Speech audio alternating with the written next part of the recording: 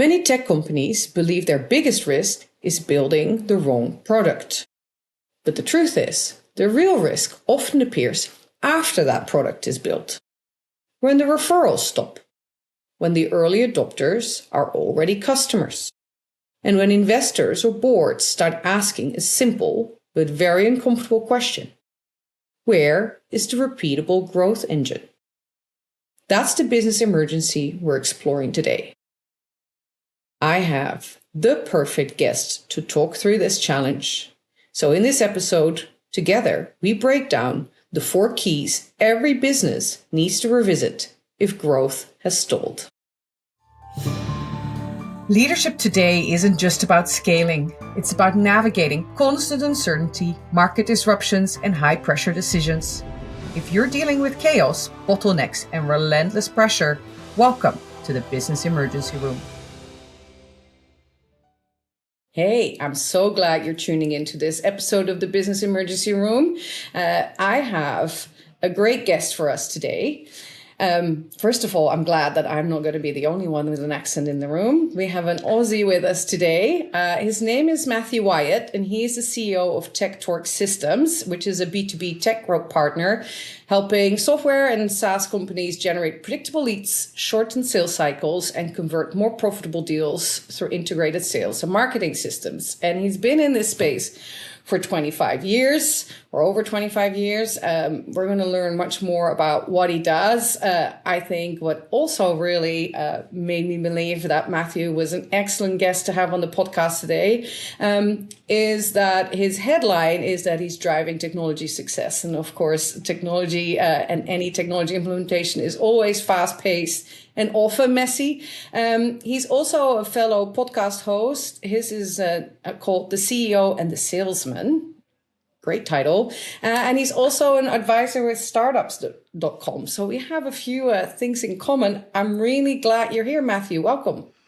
Thank you, Maartje. I really appreciate your time, and all of those things make it sound like I'm really busy, but I just sign up to a lot of things, and I really appreciate that great intro that I wrote. So I made myself sound really smart. So thank you. Well, I think you're at a. To me, it sounds more of a very logical intersection of things, right? It's a space where I think I play and where a lot of my guests play. I think if you work in the more mid-sized B2B space, but in fast-paced technology or fast-paced industries, then it's very logical to also get more and more pulled into the startup space. And I mean, I totally find logic in talking about what I do, maybe more so than writing it on a podcast, right? So, yeah, but let's maybe dive a little bit more into your world. If you think about the space you play in, can you describe or give us some examples of what a business emergency looks like in the space that you play? So a lot of businesses that I work with, they come to me in that emergency spot. They've exhausted the number of referrals they can get. They've built some great technology. They've either raised capital or about to raise capital, and somebody's come along and said, okay, where's the repeatable system that I can put $1 into and get $3 out of? What's the machinery that's going to allow us to do that and raise capital? And they turn around and go, well, geez, I don't know, because it's all been based on how clever the owner is or how great the technology is. And you can't just get more referrals. You can't just put more money in and pump the handle harder to get more. So really the emergency is they come to me and go, I need some tactics. I need to get more leads. And what I have to do is often drag them back from that edge and go, well, actually, let's start with strategy. How do we position ourselves? How do we think about ourselves? How do we position ourselves in the marketplace? And how do our customers think about us? That's when it really starts. That's when the work starts, because we want to make sure they clearly articulate the value in which the company can provide to their clients, and then we can build the strategy from there. So the emergency is, hey, I've got no leads, I've got no machinery, I've got no system that's going to allow me to grow. That's when they come to me and they go, well, now it's time to actually do some serious work. Yeah, so what I'm hearing is that there's been a lot of very efficient and effective opportunity-based growth, right? And pursuing the leads and the connections that were there, the stuff that crossed your path, based on a lot of probably grunt work and hard effort, and now needing to make that translation to that direct influence sphere to what's beyond, to really put in some anchors. Yeah, and also technology and building technology with vibe coding and Claude and all these great tools that are out there. Technology, building the tech is no longer the constraint. So over a weekend, a 20-year-old who's going through some type of course can build an app. And what's happening is they go, now we've got to do something, completely change my headspace. And this is the problem. So it's the actual building of software is no longer the constraint. The constraint is getting and building a demand for that product. And that's really where it needs to occur. Yeah, or maybe tweaking what has been developed to better fit the demand and the actual use case, right? And a lot of the examples that I see is that I call it the update of the assumptions effectively, right? Those who tune in frequently know that I talk about decision making and particularly underpinning assumptions all the time. We don't update our assumptions enough, right? So you do your customer discovery and you get some progressive insights, but then often what is that case that you're working towards in the business scenario that you're servicing seems to get frozen in time somewhat. And I feel like the scenario you're describing is actually running into the limitations of that. And either time has changed in some, or some of the assumptions you had about what your market is and what they want or what they need and how they need it and how they make buying decisions or whatever it is, right? It could be all these aspects of it are actually slightly different than you thought they were. And so you're running into a bit of a wall, or you're speaking to organizations at the wrong level, and that's where they then end up with you. Is that right? Yeah, absolutely. And also people have been, it's the survivor bias of, you look at people like Steve Jobs, who would not want to engage with consulting. They wouldn't want to have a group of people come together to test a product because he just believed he was correct. And he probably was.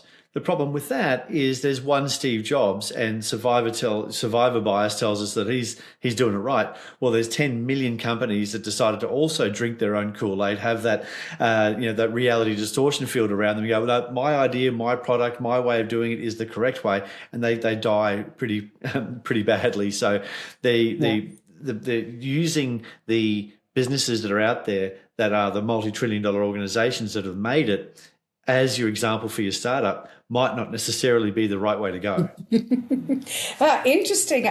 I do actually feel from where I sit, I think, and we talk about that here plenty too, right? That it's hard to ask for help, and that bringing in that outside perspective early enough, right? Which is why I have work too, right? We run sometimes so long thinking we can do it, and hard work and harder work and more people and knowing our business or knowing our product is enough. And there's a gazillion reasons why that might not always work. But the challenge is, of course, that, many run out of runway, and not because their product is bad, but yeah, it needs some tweaking or some early adoption, or you might need to go out with a version that's not your dream, but that can make some money today to fuel tomorrow's dream. Right. Absolutely. And also, I've definitely built the maximum unviable product. I spent more than $300,000. It was about 12, 13 years ago now, building a product that but by the time it was actually built, the market had moved on, and we never actually released the product. So I could have lit that money on fire and got the warmth out of that fire. That would have been more valuable than actually building the software. So I feel the pain of a lot of entrepreneurs and a lot of tech startups as they go out there and they build a thing based on their own assumptions. Now, the smarter way to do that today is, because we want to build in the open, we want to engage community. And social media is free, and we can communicate with social media. There's absolutely no reason why you shouldn't be putting your idea out there and say, hey, I'm thinking about building this, or I've mostly built this. I'm testing out this idea, and see if anybody actually responds. Because if nobody responds to your idea, they're not going to buy the idea. So if they're not going to respond just by clicking yes or engaging in a survey or having some type of feedback loop, if they don't at least do that, they're not going to spend money on your idea. And also, if you get people who are engaging in the idea, you can create a waiting list, and creating a waiting list, they're the people you sell to when you actually do launch the product. So they're playing in the open, and being a little less jealously concerned about your IP is a smart way to play in 2026 and beyond. Yeah, and it's safe to say, compared to when Steve Jobs was going after things, he had a lot more time to actually develop his products, right? The evolution of things, yeah, it's, as you said, you can build stuff in a weekend, but at the same time, everything else around it and in the ecosystem moves so fast that if you don't have that traction, you run the real risk, right? That by the time you've delivered something in isolation without that feedback, it no longer fits. The biggest challenge now is not necessarily the product, but actually the profile of the entrepreneur. So really the thing that entrepreneurs, I think, need to be thinking about, and business owners and everybody needs to be thinking about, is how do they continue to build on their current profile and their personal brand? Because I could create a product with, in the food space and have zero people buy it because I'm not known for food. But, if Gordon Ramsay puts out a spatula, he's going to make another $1 million, or however many millions of dollars, maybe $1 billion, I don't know. But so you need to have a profile and a brand in a space, and then whatever you put out there is going to actually draw people into that and build trust. So the trust, know, like, and trust function still works as it has always done in sales and marketing. We just need to be known individually for that, and then that creates the opportunity for people to buy your products ongoingly in the future. Interesting, because recently I've done a lot of stuff around technology investment and in both space and in oil and gas. And most definitely in the space side, it's all about who is behind those companies, right? So It's still very much like, are these people who have been playing in that space? In oil and gas, that's also very typically been the case. But I met somebody last week who was advocating, who's not coming from the oil and gas side, but is saying that in oil and gas, which is maybe no longer as special or out there as space, that the type of problems that they're having, right? So for instance, communication in an oil well down the hole, right? Yep. That the challenge is not actually an oil and gas particular thing, that the challenge that they're having while they're having downtime is, for instance, a data processing issue, right? Picking up data somewhere and then how it gets translated, how it gets processed, or with some of the hardware, the systems to collect that data or whatever. And he's saying what we really need in this space is some matchmaking between those who own these problems to the people who actually build solutions around these problems in an entirely different space and may not have oil and gas domain knowledge, but can truly, if you bring it back to it's actually a communication or a data processing challenge, they could. And so he was advocating for a matchmaking in that space. What are your thoughts on that then? Well, one of the great challenges with oil and gas, and certainly in the coal space that I've worked extensively in, is that it's when you build a business of a certain size, it's no longer about better, faster, cheaper. It's actually about covering your butt and looking good, because the middle managers in those businesses, the consequences of getting something right is congratulations, you're doing your job, you've met expectations. The consequences of getting something wrong is you're out and your career's ruined. So what happens is those industries and organizations move incredibly slowly because the penalty for failure is so high. You put a tool down a well and it's got a nuclear, or you've got some sort of uranium enrichment going on there. It is, you leave a tool down a hole and you are, you get beheaded in the Middle East. You've got real problems. So the penalty for failure is massive, and the reward for success is incremental. So the entire organization is set up to protect itself. And certainly when it comes to technology, certainly when it comes to all of these types of businesses. So it really takes that leadership of having an owner of one of those businesses saying, no, I'm going to go out there and take the risk, because their middle managers won't. Their middle managers and their on-site people, their whole business is managing risk. So then trying to take that person, go, now be risky and do a matchmaking service, or now be risky and communicate with the people that do, management for hamburgers where I'm putting a tool down a well, that's not going to work. So you really need that leadership piece from the highest of people to be able to drive that forward. Because when I'm teaching my clients to sell to those types of organizations, better, faster, cheaper. You just chuck that type of stuff in the bin, and you've got to demonstrate how the choice that you're making when making a purchasing decision is the easy, obvious, and clean choice that even if it does blow up, yeah, because even if it blows up, and it blows up in a technology way, but also in a big fireball way, that's possible. But in a technology way, there needs to be a level of evidence that if the board went looking at your organization and said, okay, tell me about the ABC Corp who was doing our communications and it completely failed, is there enough evidence that they're doing a good job? And if there is, then they won't fire that employee. And that's why giant organizations like McKinsey exist and Accenture exist, and all these giant organizations, because they are de-risking the decisions of the management layer. Bob, the manager, is no longer making the decision. He employed McKinsey at $25,000 a day or $100,000 a day to take the heat of the decision. Oh yeah. Oh, I love that description of the situation. So what I'm hearing is, yes, provided you have the means and the support and the skills to make that translation, right, to that industry segment, you might not have, if you don't have the domain expertise, and you might be swimming in a different lane, but become aware that that challenge exists in a different industry, and your solution is really good for that. You might want to bridge that gap, but you're going to enlist some help. If that turns me then to going back to where we started the conversation a bit. You'd say you typically come in actually when things have come to kind of the boundaries of the current ways of working.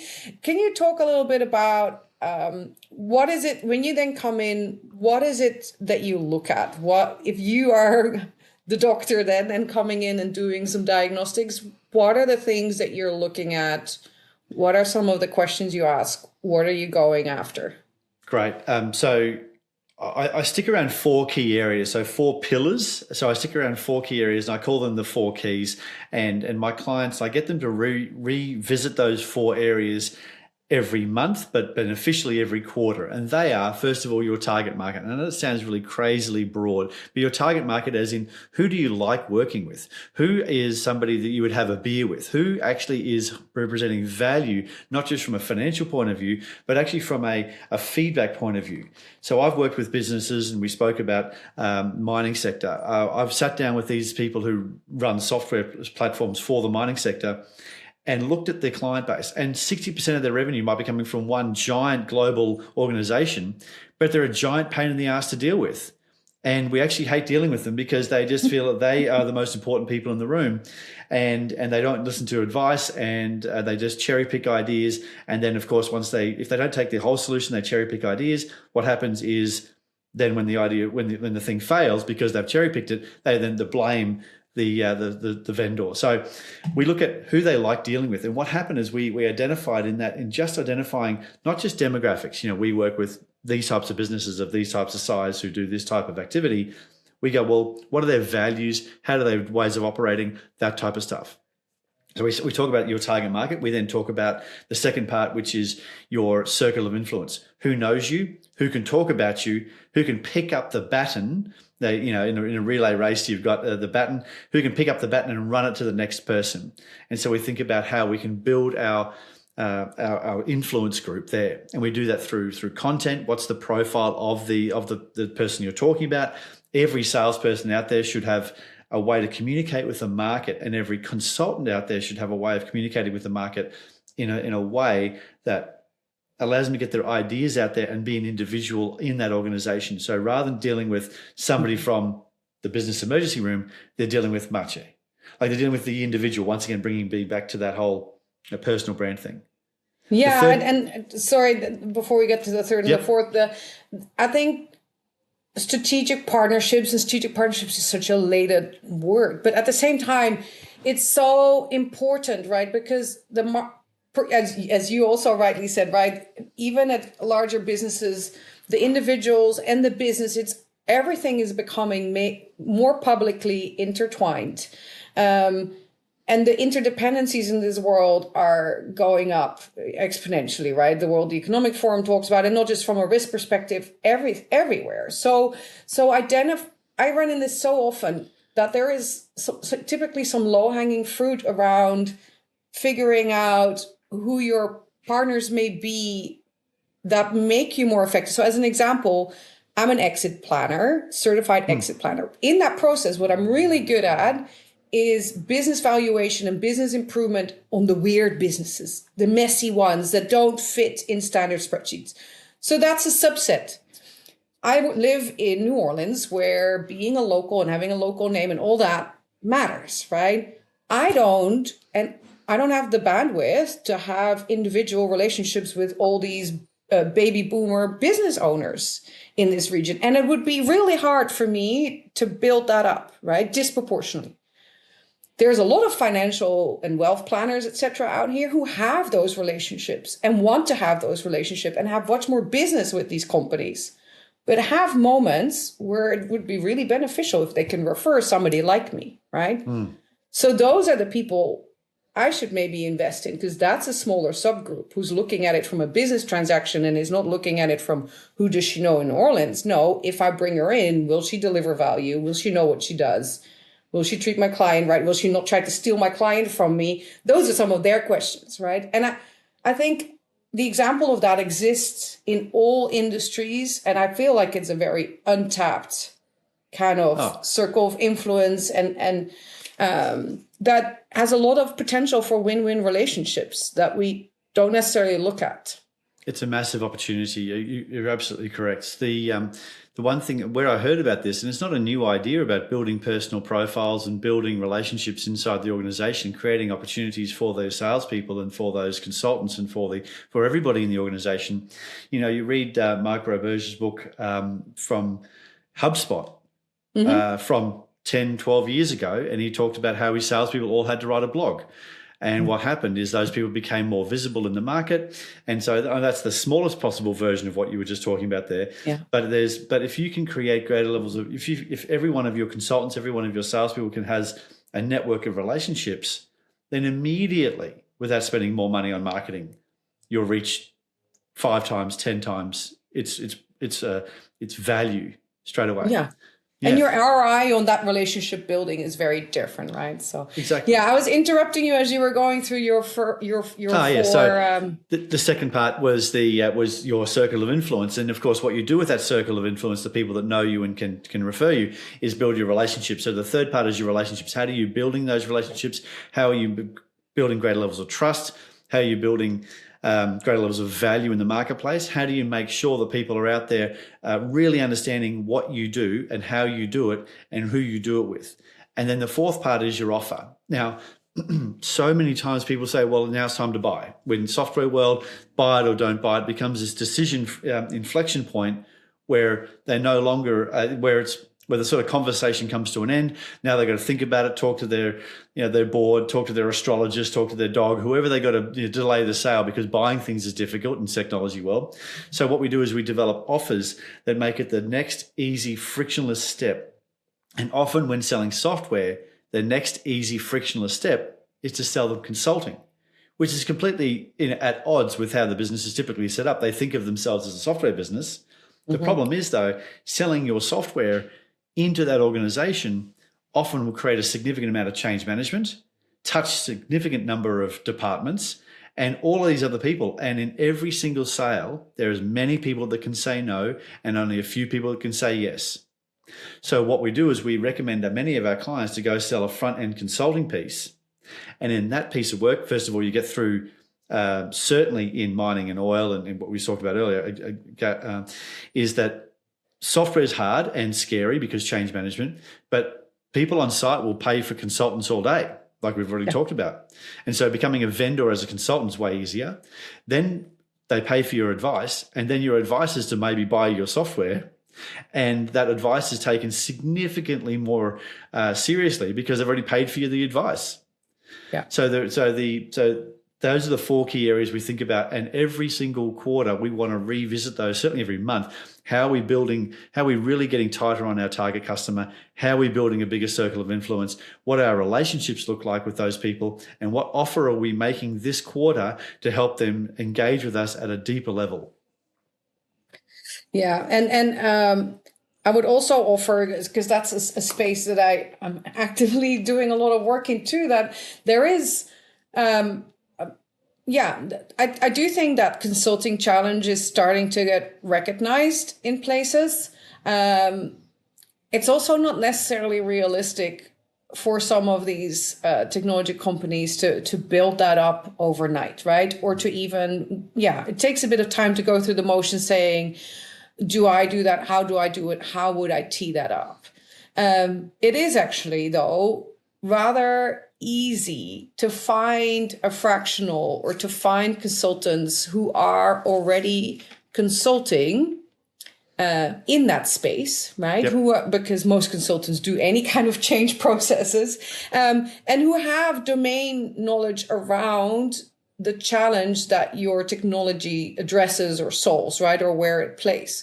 And so again, there is some good strategic partnerships to be had there to advance that if you are not ready, right? Or if that's never been your core business, because there is good consulting and bad consulting. And although I like your advice, I think particularly some of the larger clients also have good reality checks around, or realism, a sense of realism around, okay, I'm happy to take a consultant, but I don't just want any consultant, right? I do want somebody who can speak to my people, who has, the street cred to actually do this and do this well. And a consultant who shows up on a well site to help implement something versus somebody who shows up in headquarters where all the technology development people sit might also not be the same consultant, right? And you might not have all that in-house or want to have all that in-house.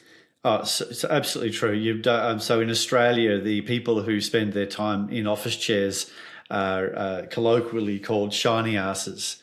And so, and what they don't want to have out on site is a whole bunch of shiny asses. So because, and in the newest and cleanest high vis gear.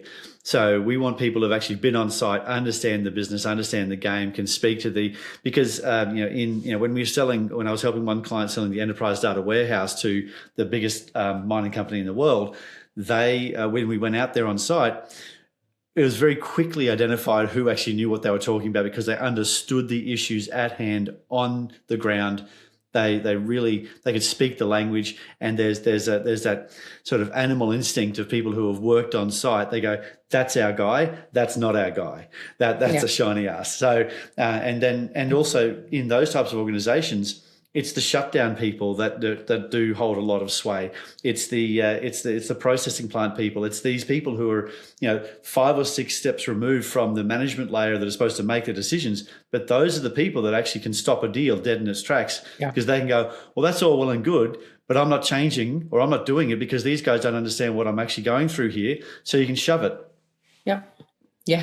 They have that operational space to make that happen, right? All right. So, I heard a lot. So the 4, would you call them again? The 4 pillars? The 4 keys. The four keys. The 4 areas we look at. Target markets, circle of influence, relationships, and the offer. And that the offer is probably less transactional than you think. I also heard you advocate about how much in the world has changed, how the individual and the personal profile of whoever is in the lead in a business or the front of that business at that point in time is intertwined with the business. And that, speaking from your own domain and maybe staying closer to that, makes sense unless you have translation help. And then where we started, so I want to circle back to that with the last question. Where we started was that typically, you're telling me that the technology industry or your space is maybe even more reluctant than some of the industries I work with in terms of bringing in that external advice. So if I'm a leader in this space or maybe in a board or advisory role to some of these companies, can you tell us what are kind of the 2-3 symptoms that we might see that would suggest that we actually should reach out to somebody like you and that some, leveling up in the way we're going through change and growth might be required, or that we're running into limitations of our own systems and setup? Well, one of the things I say to people often is that businesses don't buy things, people do. And so what we need to recognize, even in the largest organizations I've worked with, is that there's still a person who's making that decision.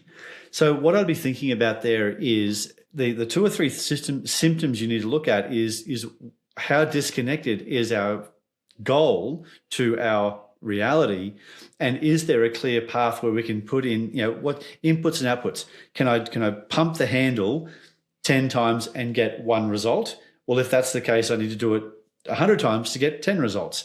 And if there's not that system in place, and it's just we wait for the phone to ring type of environment, or we answer a couple of RFPs, or we hope for the best, whatever it might be. Well, that's not a system. You're living in hope world. And that's when people call on me. They go, right, it's time to put the foot down on the accelerator. What do we do? And so no predictable, repeatable outcomes. It's a nice way of putting it. Yeah. And the plan is a lot of opportunities, a cloud of opportunities, a jumble that doesn't look very cohesive. Yeah. Or looks like something that needs a tailored approach for everything that's brought up. Somebody with an Excel sheet said we can get 1 sale this month, and then we'll get 2 sales next month, and then 4 sales the month after that, and then 8 sales the month after that. Well, that's all well and good, but at each point you've got to double and a half your reach. And the problem with that is that whilst you might be able to go from 1 to 2, going 2 to 4 is difficult, but then 4 to 8 means that the broader you go out in the market, the less likely the market is to know, like, and trust you. So therefore, you need to significantly raise the number of people you're known in the market.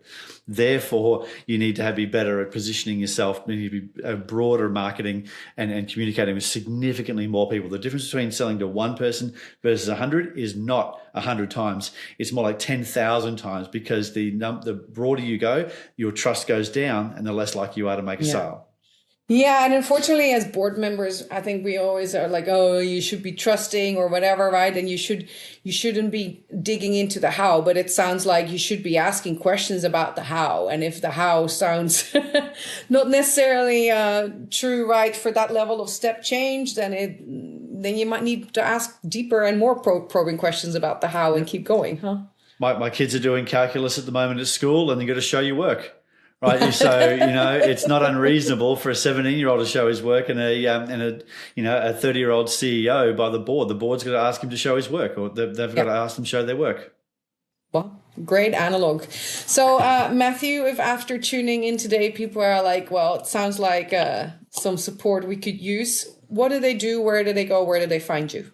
So we have 2 ways of engaging with us. First of all, obviously find me on LinkedIn, but 2 ways of engaging with us. We have a content building platform that we've built out of our own systems called authorityrevup.com. So go there. Executives and sales teams are typically spending 15 to 20 minutes a week, and they can build out daily content in their own voice. It is powered by AI, and also what it does is just gives you the ability to just speak by voice. Mm-hmm. And then the machine will create all that content for you and publish that. It's really, really effective. I've seen probably a tripling of my reach in the last couple of months just by using it.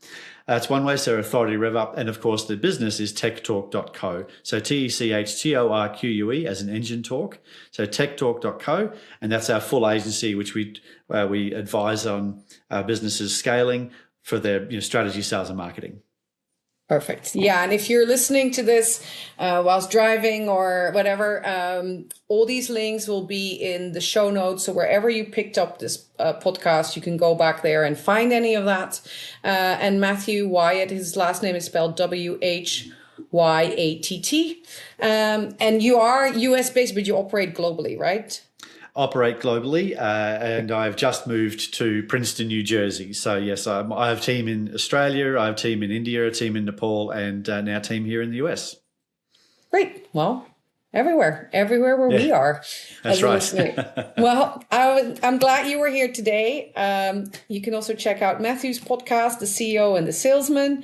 And thank you, listeners, for tuning in. And I hope to have you back on the next episode of the Business Emergency Room. That's it for today. Bye. Thanks a lot. That's it for this episode of the Business Emergency Room.